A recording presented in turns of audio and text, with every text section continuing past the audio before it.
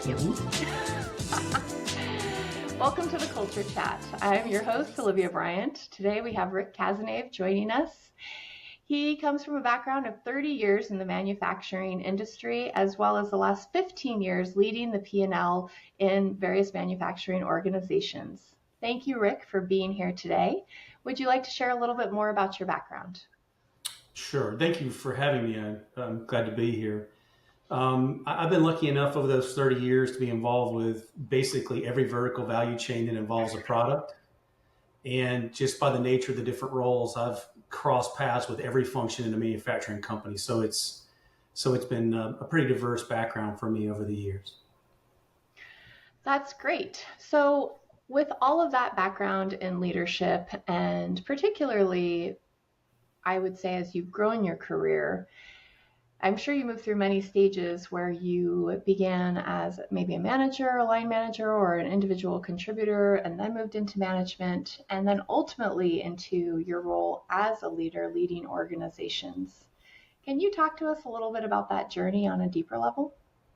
So sure. So I have a background in chemical engineering. So I came into manufacturing even while I was in college as an individual contributor in process engineering in the paper industry. Spent 20 years there. Old, capital intensive, heavy industrial. One of the few that's left in the United States. It's all there. So it's kind of a throwback type situation based upon my age. You know, I was crossing paths with a lot of folks who've been in that space for the period of time when it was growing. Um, Old style, old school, top down, you know, hierarchical type leadership structures and things like that while the world was kind of changing around it. Interestingly enough, a lot of discussion over those years with respect to leadership, but my experience was that almost the entire time it was about management. Fill out this form, do this evaluation, calculate this pay, you know, those kind of things, and figure out how to make it fit in the budget and those kind of things. And so, um, you know, my leadership training really came from observing others, both positive and negative. There were plenty of examples of both during that time. Yeah. And so through that growth, you're right, lots of examples. And I do think that there can be confusion about the tasks of being a manager versus truly leading a team or leading an organization through change, through development, growth, sometimes reductions. And do you find that leadership, as you step out of that management position, is measured differently? Sure. I mean, you know, management's numbers, right? I mean, we all have an obligation when we're given a role, particularly where it's got people or resources or things like that, to generate money, to generate, you know, efficiency, to produce product, whatever it is. But the leadership component is about people, right? Mm. And you know, because we're so heavily focused on the numbers with regards to management, you don't actually tend to measure leadership or monitor it. And the truth is that, at least in Rick's opinion, is that leadership is only about people, right? And as a leader, you're only measured based upon the successes and failures of the folks that have to follow you. Mm. Okay. Yeah. Now, the interesting word is have. You know, in the work environment, people don't get to choose; they can quit or those kind of things. But they don't. It's not a volunteer service, right? So it's an interesting difference. But still, your leadership's measured on how they do, not how you do. Right. Well, that's an interesting idea because a lot of, say, compensation structures and even different models are set up for leaders, which don't necessarily include how you measure what your team has done, but it does measure directly back to you. And I know I personally have struggled as I went through a recent career transition to, even with my team members who also went through the transition, we all had to come to a place to say, all of our accomplishments was the whole team's accomplishments. So own them Mm-hmm. all as your own because we all contributed fully, right, to mapping it out, Mm-hmm. designing it, launching it, etc. So with that in mind, do you have any tips or tricks of how people, leaders, can feel that they're taking those accomplishments that they are measured by from their team and use them for them without owning other people's work? It's this weird little conundrum that happens in the middle there somewhere. Sure. The first thing is about it's a state of mind.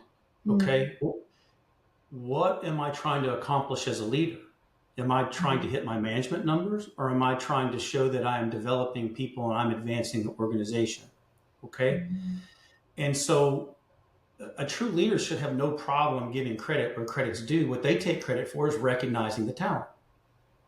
Ah, yeah, Okay. yeah. It's like I don't need to take credit for the person's work. I can take credit for recognizing that the person was up to the task. And so that's the first thing. I Right. think the second thing is, is recognizing is that everyone that you bring into an organization, particularly on the professional side, right, particularly early in their careers, what was the thought process with that hire? That this person would spend 40 years in a cubicle, banging on a keyboard and stuff like that? Was there some expectation that that individual would increase their multiple, their value return to the company, right? And if you're not advancing your people, then you're not increasing their value, right? And as a leader, that's the piece that you have to kind of dwell on there, in my opinion. I mean, is that are their value, is their multiple increasing? Are Mm. they advancing and expanding their influence? Are they generating multiples out of other, those kind of things? And that's the leadership piece. The management piece, that happens instantly. When you don't hit your numbers, you hear about that. But the So, leadership piece is a completely different thing. The other way that you know is when people want your people. ah, right. Oh, we need a manager. Well, Rick produces people that take ownership, or Olivia produces people who, they understand the leadership part. They're getting more out of their people. It's like when you produce people that other people want, it's a good indicator that at least on the leadership side, you're probably doing the right thing. I love that. And that is very true in my experience as well. I want to go circle back to a point you made earlier about developing your people. I feel like development really has a strong component of, as a leader, you have a responsibility to the people that you have brought in.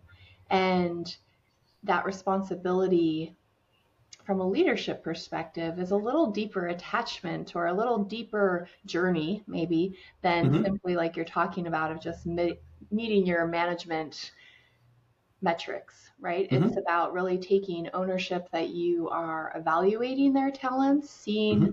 their skills, their natural aptitudes, their struggles, and you're working to align them into places where they can be successful. Because I think we both know not everybody is cut out to be a leader, not No. everybody is even cut out to be a manager, to be honest. So, Mm-hmm. how do you, in your world, because we come from different industries a bit. Um, my background's mostly in tech, your manufacturing. How do you develop that in your teams along the way? Well, so one of the things is recognizing you. There was one word I think you left out, which was affinity. I can Uh, be very good at something. I can execute it and everything else, but it's clear that I hate it, right? Because there's no staying power and things like that. The big difference in the space that I come from is the recognition that value has to be measurable, right? We don't sell on emotion and all those kind of things. And so everybody who's involved with the process, whether they're in sales or they're in procurement or they're in manufacturing directly or whatever, is that all of them have to come together and generate value. So now you start talking about, okay, everyone has to generate value. I used the expression of multiples before. Okay, well, everybody needs to generate multiples, direct or soft multiples, but whatever that is. The next piece is from a leadership standpoint is who's getting more multiples out of people, and then how to train them to see it. So it becomes questions. It's like I know what the person did on their numbers. That's the management piece. What are they good at? What do they have affinity for? Are you paying attention to those things? What are they saying to you? Because I've talked to them and this is what they said to me, and you and I seem to be at odds with each other, right? Are you telling them something and they're nodding their head? Those kind of things. And so you also alluded to another piece is with respect to management versus leadership. Um, it, you know, the objective on the leadership side is to advance them to whatever extent they need to be advanced from the organization standpoint, but also how are you helping them be successful, right? Advancing their success and things like that. And I think that's, I've used different words for it, but being vested in their success is an important aspect of leadership, because there may come a time where you have to separate them from the company. And when you have to make that decision, in the background, are you still vested in their success? Mm. And the reason why I say that is that it can be a tough time to kind of do those things. And are you doing it for the right reasons? Is it objectively it makes sense? This person does not fit, or this is not something that should be there, or to your point, they don't end up having the skills. You don't know until someone's in the role. Do they have the skills to be a manager? And there's some people that get to very high levels that are incredible managers, and leadership's a little lacking. And then you have other people who are advancing people. Not everybody has to be top tier leader, Right. but you got to have some. Otherwise, the organization's going to die, right? So, again, I know it's a roundabout way of kind of getting to it, but a lot of it has to do with that interaction with those folks, right? No, there is no one size fits all as you're doing the leadership piece. I don't mean just you. I mean the people you're developing. Mm-hmm. It's like, go ahead. You mentioned a couple times the word multiples, which I Yes. find fascinating. And I'd love to hear, as a leader, Hmm? how is it you work to create those multiples? Do you have a recipe, a playbook that you rely on for creating the multiples from within your team to expand your leadership? So from a leadership standpoint, there's no playbook. There's no prescriptive. Okay, so it Mhm. just doesn't work that way. And it's oddly, this is where you cross paths with the management piece, right? Where you see people who are able to overcome. And I don't mean the scorecard, because we've all been there working for somebody else. Scorecard got set in August of last year, and the world's completely different in January of this year. And so you're fighting an orderly retreat, let's say. How are they handling themselves? Are they maximizing to the available market? Are they outperforming competition? Are they getting more out of their people? Those kind of things. They may be missing entirely on their numbers, but you know that they're outperforming. What the potential is for the market. They're definitely above the curve. Those kind of things. You have to be observant of those things. Can't just use a scorecard. And so again, it requires a bit of maturity. At the leadership level, to sit there and go, yeah, I could just be prescriptive here and kind of go, hey, you were supposed to get 100 and you got 50. You're terrible. Okay.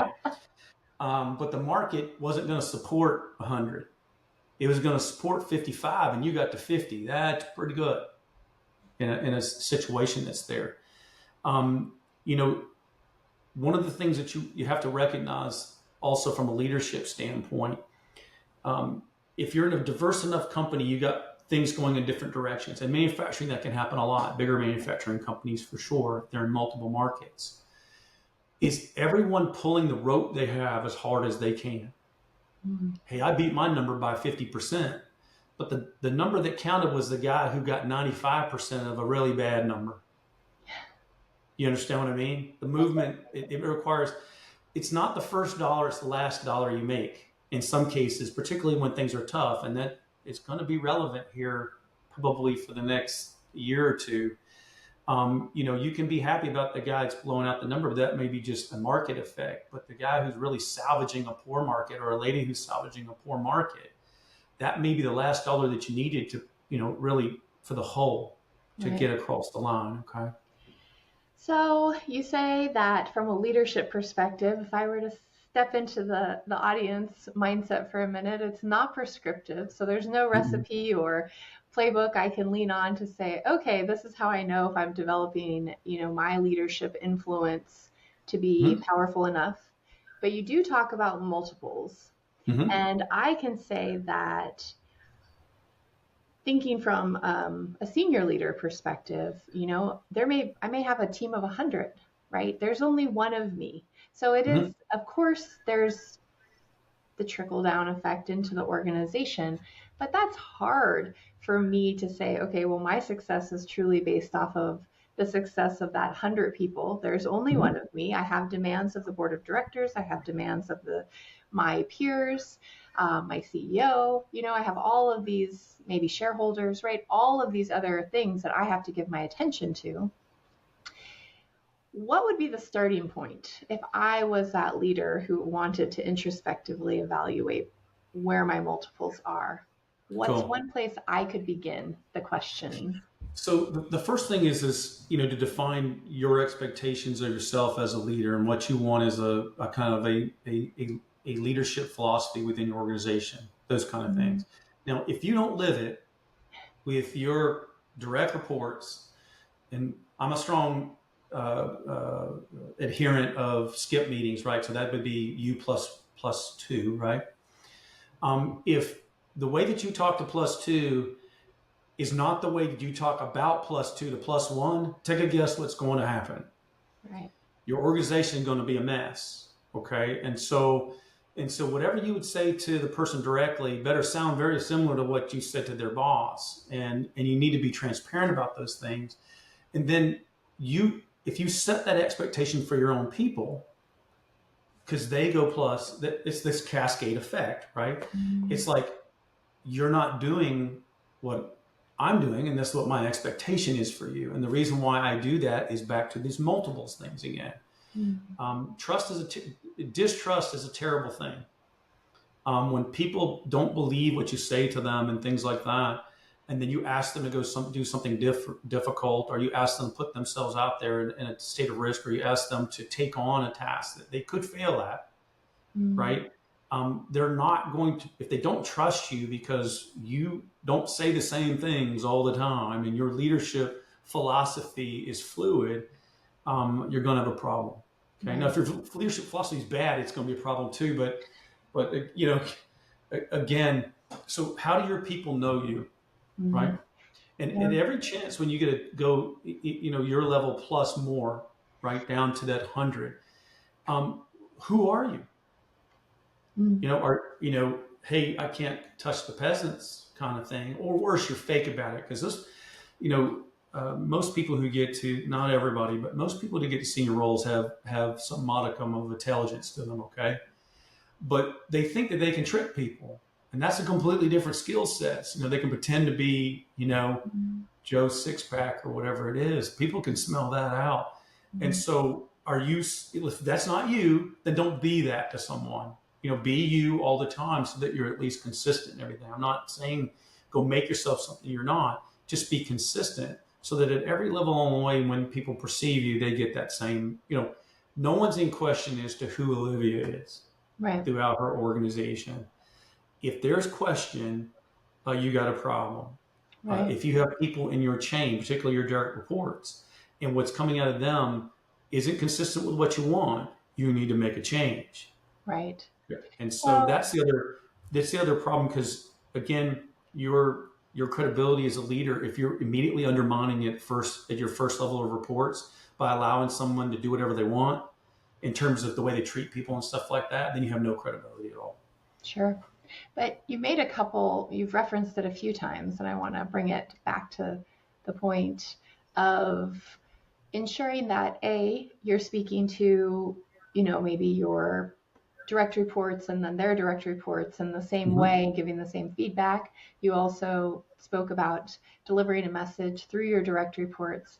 Now let's take it out of even just the C-suite of 100 or couple hundred, but Mm-hmm. now a CEO of a large organization, right? Sure. Multiple thousands of people, 30, 40, 50 locations globally. Mm-hmm.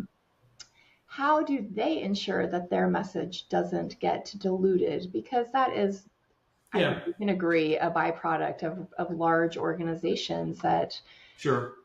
they struggle with. So large organizations, it's one of the challenges that you have is you can have sub communities in large Mm, organizations, particularly a company that's grown through acquisition and things like that, and that's a hard nut to crack, mm, right? And so if you've got 50 plants and things like that, and 20 sales locations and things, your ability to drive the behavior, personality, leadership, whatever, is going to be challenged to some extent because you have competing forces, mm, regional or location specific cultural norms that people want to maintain or whatever it is. What I know is this, is that if you're not doing it from the first step of your group to the next one down, is it's definitely not going to happen. Mm-hmm. Over time, right, is you can't change everybody's mind in an organization gets big enough, right? Particularly where it's factionalized and there's groups. But what you can do over time is if you can get, from your point out where each ring successively is getting more aligned with your expectation, is to kind of tackle those on a one-off basis, right? You have to, and I've seen this happen before. It's like, look, we got to get a plant manager in here for this plant that can overcome what we already recognize as a subculture problem that just got to be undone, right? But now you get into other things. Okay, we need a leader, yes, but what kind of leader? What kind of personality? And that's for those who've been around a little while. Younger people might not recognize this expression, but Churchill and Churchill's time. Okay, he was the prime minister when they needed him, and when they didn't need him anymore, he needed to go. Right. You may need some Churchills. You may also need to expect some people who would think that job is beneath them at this point. A true leader, if you have someone that's, at least the way I think about it, hey, listen, I need you to go run the plant. Why? Because I know you're on page. Well, I've run plants before. Yes, and you still have those other responsibilities, but do you feel comfortable at this point delegating to anyone that you have in this organization the leadership component of that facility? No, not really. And then, so who else is going to do it? And so there's different ways to do it. The other thing is too, it's, this, particularly when you talk about culture, it's never a sprint. No, it's not. The 6-week consultant's going to come in and your culture is going to be fixed. Right. A survey from Gallup isn't going to do it. Oh, look, we have an engagement survey, and look, next year we're going to get those numbers up. And what invariably happens is there's a punishment for having low numbers, and so everybody learns the rule, and they just give good numbers so they don't have to be part of the focus group meetings that they don't want to be a part of. And so, recognizing that, if you've got that kind of thing going on, is like, look, guys, it's not a 1, 2, 3 year, 4 year deal. This is, right. At that scale you're talking about, it could take some time. Right. Well, let's talk about that. I love that you mentioned you have to be in for the long haul to make a cultural or engagement. And in the beginning of our conversation, when you spoke about making sure that you had, the whole team moving in the right direction, right? Working on development, like these are long-term goals for an organization to put in place that are invested in the responsibility to their employees. And we have to own that sometimes there's mistakes, failures. So as a leader who has made my own mistakes, who has had my own learnings, let's call them, how do you navigate that world of failures maybe in promoting the wrong people, maybe failures in the aspect of, it's just part of innovation, right? Like it's a necessity. Sure. So also, like, how do we move through failure fast so that you can get the oars back in the water and the ship righted in the right direction? So I make a bit of a distinction between mistakes and failures. Failures are those things that 20 years from now you're still thinking about. Sure. Mistakes I make all the time, right? But even the failures, we're learning things. And invariably for me, failures were things where I knew better, but for a reason that wasn't. I'll be clear with you, they were leadership failures on my part for sure. It's like, I knew this was not the right thing. I did say something, but I didn't fight for it. I should have. And it went exactly like I knew it would. And there was a consequence, right? There was a consequence. Mistakes are a different thing. So, again, this is a discussion around leadership. A lot of different reasons why people end up in leadership roles where they're responsible for people. And almost all of the pathways included how good they were doing something themselves. And they were probably really good at it. Very few mistakes. Everybody makes mistakes, but very few mistakes. Nothing material, right? Just great work and everything else. And it's a tough thing to watch someone that you're now responsible and sit there and kind of go, are they going to dent the car or are they going to wreck the car? Right. And you're like, well, you know, how did you learn, in that instance?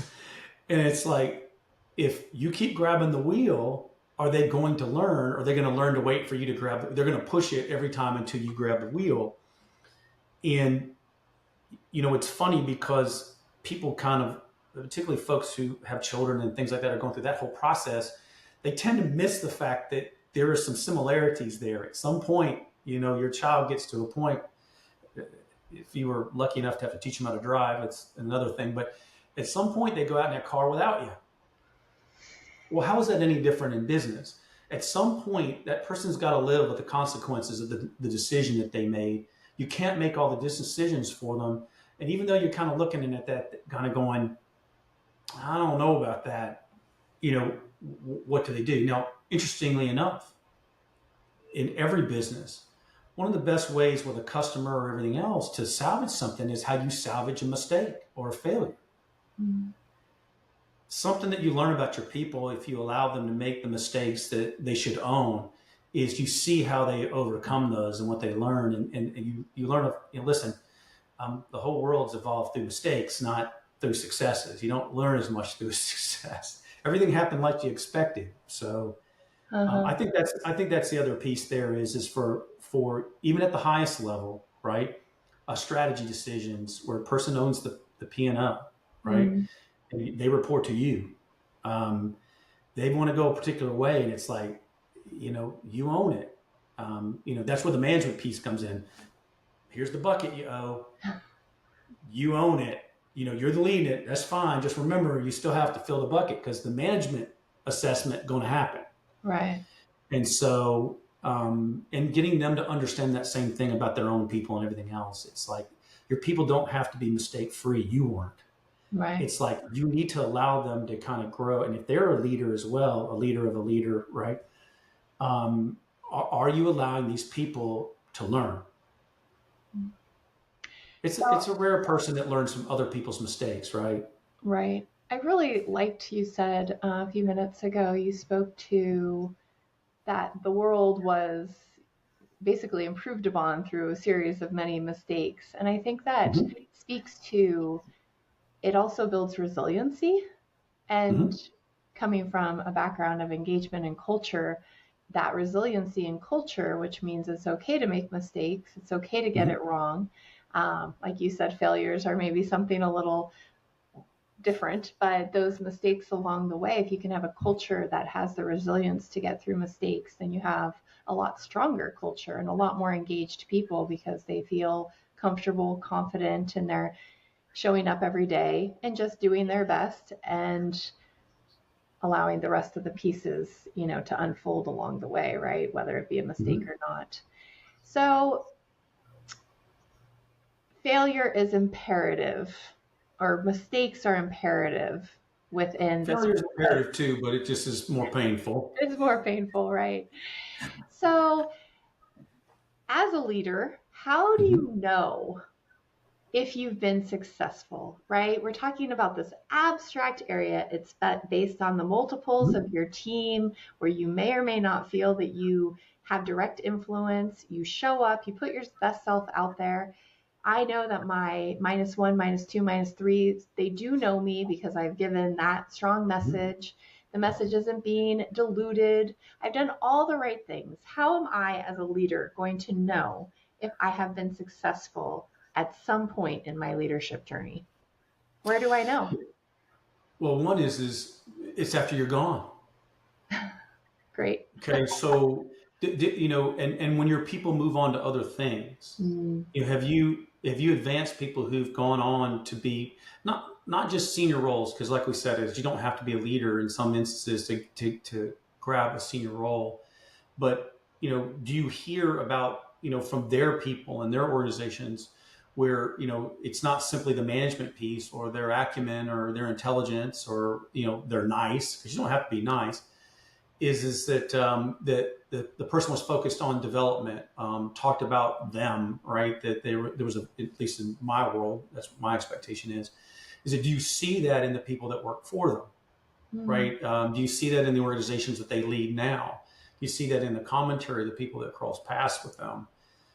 Those kind of things. How many people have gone on from them, in their organizations to go on to great things, even maybe beyond them? Mm. I think this is another piece. We talk about being vested in everything else, and I would say that this is true of all parents, but not true because we have some defective ones. But what parent would begrudge a child ultimately from a business and a financial standpoint growing up to be more successful than them? Mm. Anybody? I mean, there's some that would be. I mean, like I said, I think that they have something wrong, but why is it any different at work? Mm. Um, an interesting question to put to people sometimes is this: you know, could you work for someone that used to work for you? Mm. Yeah. Yeah. If the panic sets in, probably we're doing something wrong. Do you understand? I mean, you Yeah. follow what I'm saying and it didn't mean you had to be nice to them. Were you consistent? Were you leading? Were you invested in their success? Did you tell them the truth? Did you not, lie to them? Mm. Did you in your best faith effort? Now you could have a difference of opinion. Did you communicate them in a way that was your best thought process on things like that? If that's the case, you really shouldn't have a whole lot of misgivings about a situation where you might end up working for someone that used to work for you. But Mm. I'm going to tell you, there's a ton of people in this world. They would be terrified, Yeah. Yeah. terrified. I'm So not I one. know that's a little Happy bit. I to mean, yeah, I'd be happy to work for any one of my team members that I have worked with in the past, but I yeah, completely understand where you're coming from, and I think that's a yeah, really valid question actually for leaders to ask themselves because you're right. The answer should sure, be I'd love to, right? I mean, yeah, if you're doing the investment correctly, so yeah. I I mean, we do need to wrap up. I would love sure. to know for our listeners a call to action. Do you have Mhm. anything in specific that you feel that leaders can do to help put them on the track of becoming the best that they can be in their orgs and their everyday leadership style? And what might those Yeah. steps be?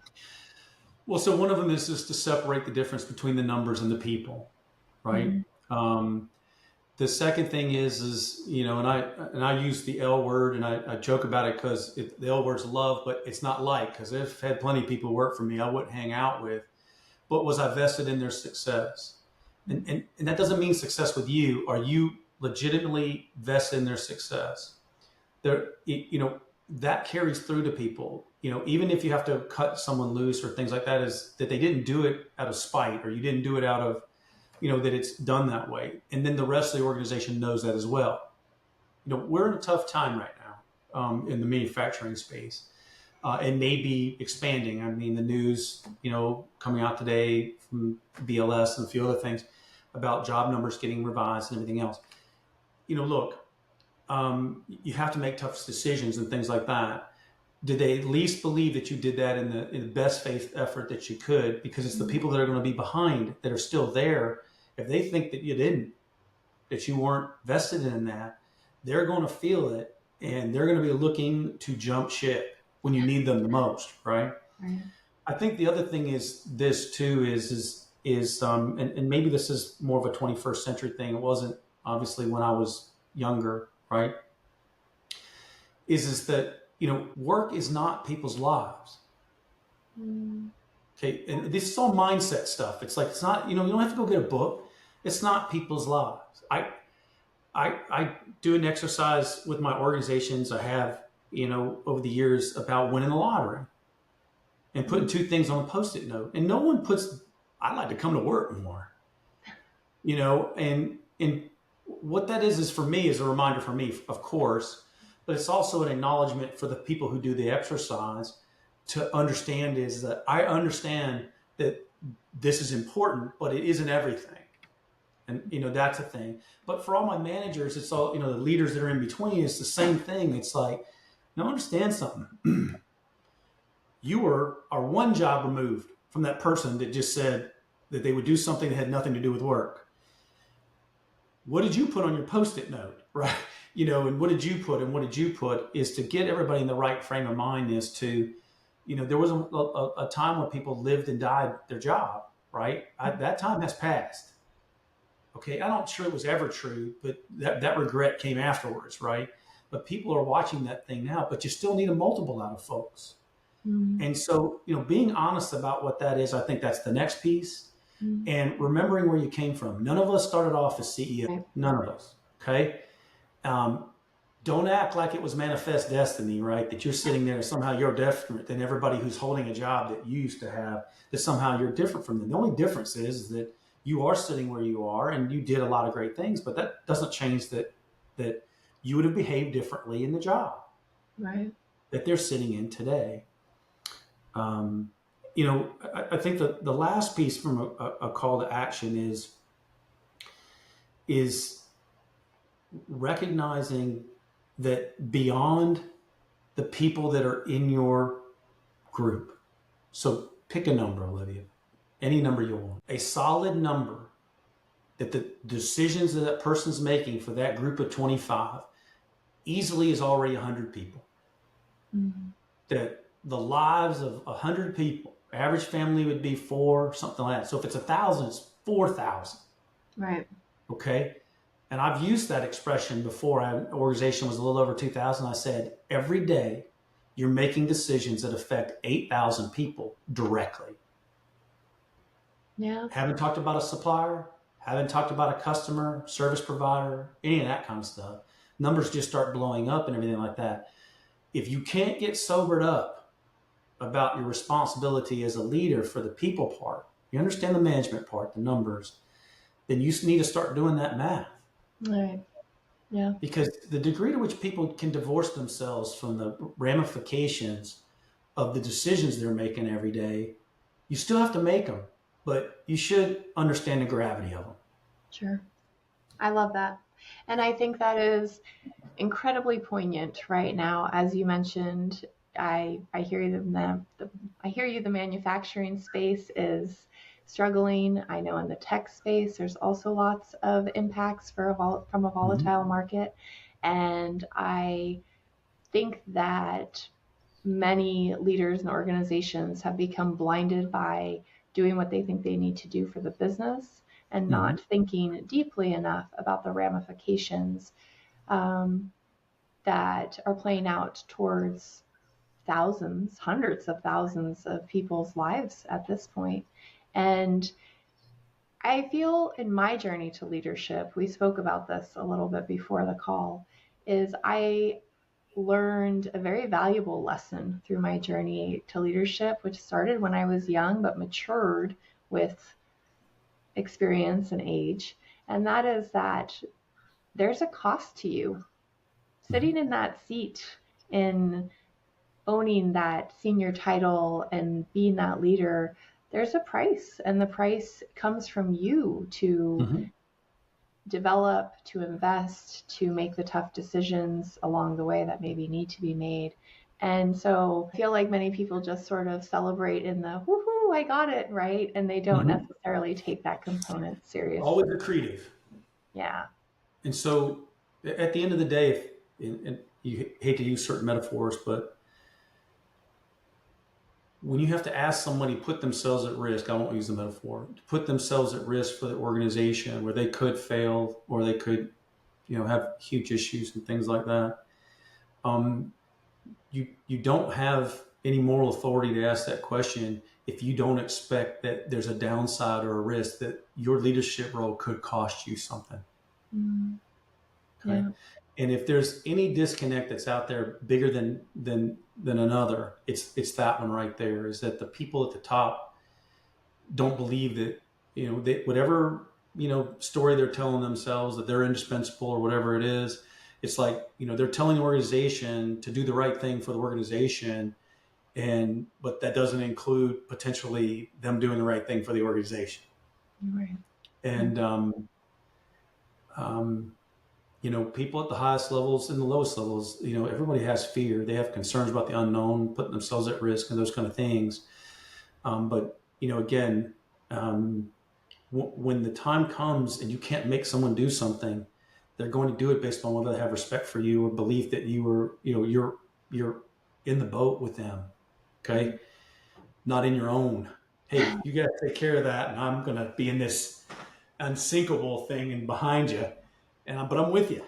Uh, no, that won't happen. The organization will just shut down, and we see it already where people are checked out at work, or you've seen it where organizations have gone sideways because leadership group can no longer um, sell a story of, hey, fight for the whole. Well, there's no evidence that everyone is fighting for the whole. Well, Rick, this has been a powerful conversation about leadership, about the price to leaders to take on that role and to do it successfully, and where they may be able to start to begin to really evaluate if they're stepping out of that manager level role and into true leadership with their teams. And I personally have enjoyed the conversation. I've enjoyed the ideas that you brought to the table. So thank you so much for joining us on the Culture Chat, where conversation and culture connect. And until our next episode, thank you. Thank you.